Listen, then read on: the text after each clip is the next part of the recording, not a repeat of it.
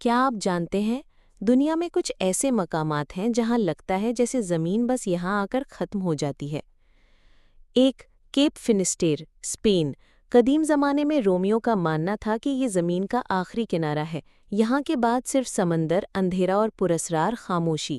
Do worlds and, Sri Lanka. یہ پہاڑی کنارہ اچانک 800 میٹر گہری کھائی میں بدل جاتا ہے، بادلوں کے نیچے کچھ دکھائی نہیں دیتا، جیسے نیچے خلا ہو۔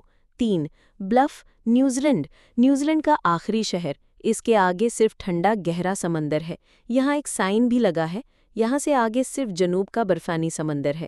چار ڈینکو آئلینڈ، انٹارکٹیکا۔